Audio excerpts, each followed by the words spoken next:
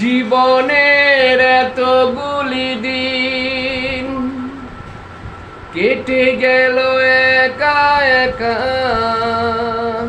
সুপ্রিয় গায়েস, মাদককে না বলুন।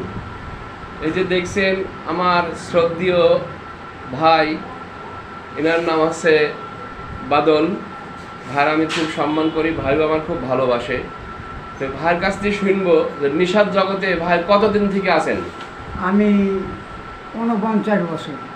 49 বছরে উনি নেশার জগতে ছিলেন। এখন মালিকের ইচ্ছায় উনি এখন ভালো আছেন। আপনারা দোয়া করবেন উনি যেন ভালো থাকে।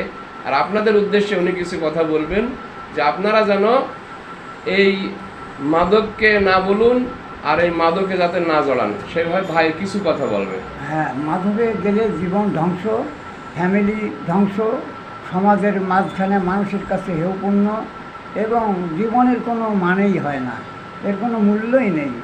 সমাজ তাকে ঘৃণার দৃষ্টিতে দেখে, এবং এই মাদকের সঙ্গে যারা থাকে তাদের জীবন বিতৃষ্ণা, তাদের ফ্যামিলি সবাই তাদেরকে দুঃসই করে, তাদেরকে কেউ ভালো চোখে দেখে না।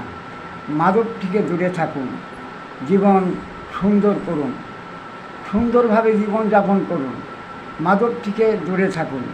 মাদক করলে জীবন দিয়েও শুধরানো যাবে না। মাদক একটা ভুলের রাস্তা, এই রাস্তায় গেলে তার জীবন সব ধ্বংস। সে জীবনে শান্তি কী জিনিস সে বুঝতে পারবে না।